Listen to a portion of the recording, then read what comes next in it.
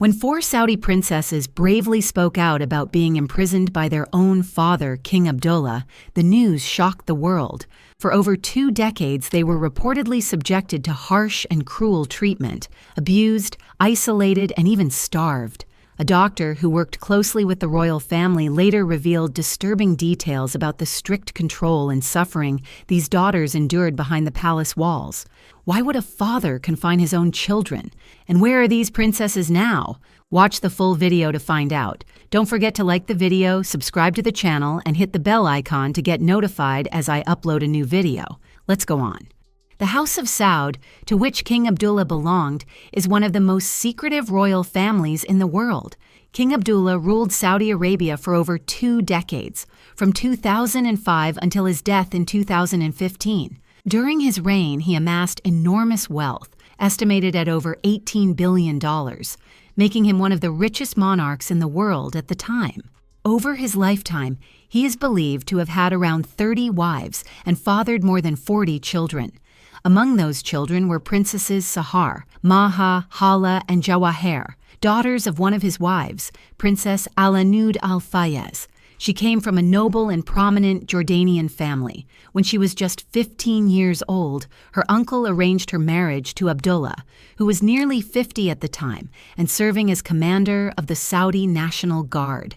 Al-Anud had never seen him before their wedding day. Even after the marriage, she only saw him for a few hours each week before he would leave to visit his other wives. Despite being surrounded by unimaginable wealth and living in a grand palace, Princess Al-Anud never felt happy. Over the years, she bore the king 4 daughters who became her only source of love and joy. The princesses grew up surrounded by unimaginable privilege, luxurious palaces, private tutors, and frequent trips abroad. They went skiing in the Alps, spent summers in Europe's finest resorts, and attended the best schools money could buy. Unlike many other Saudi women of their time, they were even allowed to travel and pursue higher education, a taste of freedom that made them believe their father might be different, perhaps more progressive, even kind. Indeed, King Abdullah was widely seen as a reformer. He introduced gradual changes, granting women the right to vote, to work in certain sectors, and he encouraged female education. But behind closed doors, the reality was far darker. One day, Al-Anud discovered she had been divorced 2 years earlier, without her knowledge or consent. In the king's eyes, perhaps because she hadn't produced a male heir, she was now considered worthless. Yet she wasn't allowed to leave. She continued living in the palace with her daughters, subjected to abuse and sometimes beaten by guards. Unable to endure the gilded cage any longer, Al-Anud decided to run away. With the help of one of King Abdullah's security guards, Al-Anud managed to escape the compound under the cover of night. She fled to Jeddah airport and, with assistance from a women's rights group, eventually flew to London. It was an agonizing decision. Al-Anud later said she had wanted to take her daughters with her, but Abdullah had already confiscated their passports and separated them from her.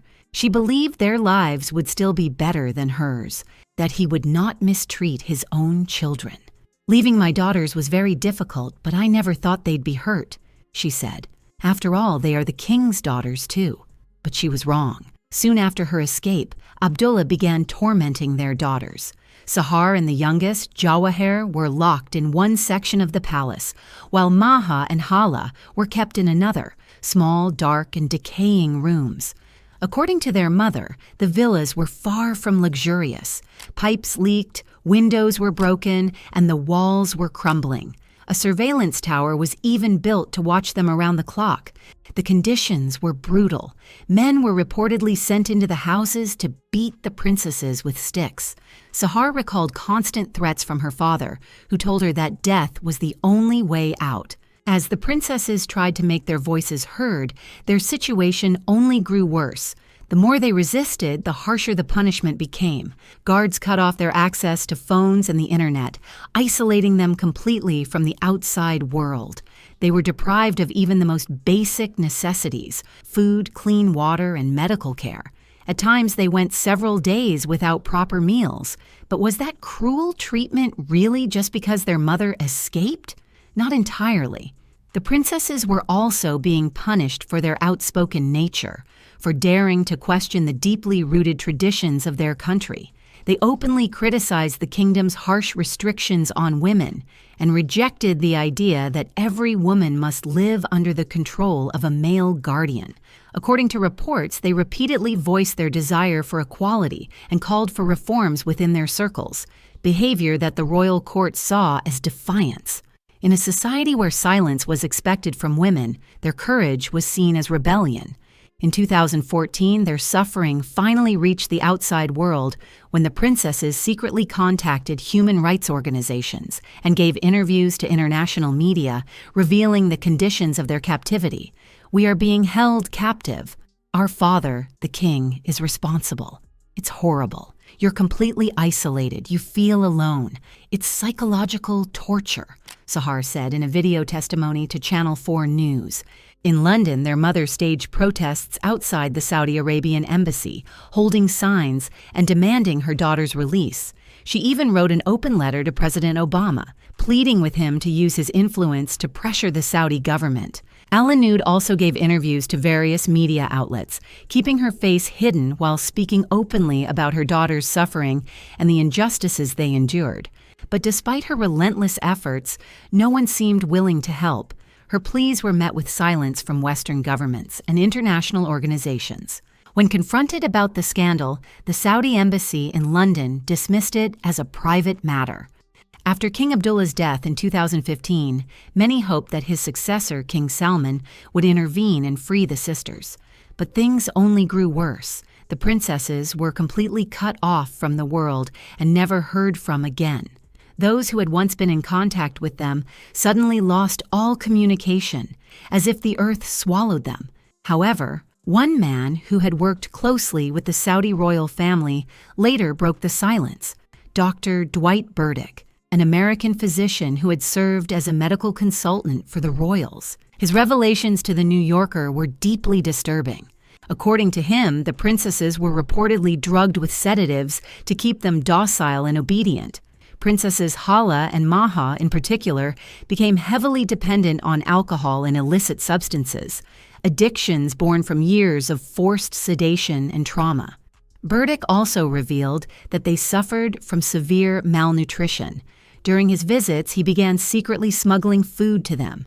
He said that leftovers from the king's lavish banquets were often given to staff, and he would collect these scraps to deliver to the princesses himself. Tragically, in 2021, Burdick learned from contacts in Saudi Arabia that Princess Hala had died from an unnamed chronic disease process. The royal court issued a brief statement announcing her death, but offered no details. 6 months later, reports emerged that Princess Maha had also passed away. Her death was never officially confirmed by the palace, but a humanitarian foundation quietly acknowledged it on social media. As for the two remaining sisters, their fate remains a mystery. A Twitter post once claimed they had also passed away, but this was never confirmed either. While some believe they're gone, others still hope they're alive, hidden away somewhere far from the public eye. But one thing is certain: their story remains one of the darkest and most heartbreaking secrets of the Saudi royal family. Do you think they're still alive? Share your thoughts in the comments. And that's it. If you enjoyed the video and want more like it, be sure to leave a thumbs up below in appreciation. And if you haven't already, you really want to subscribe.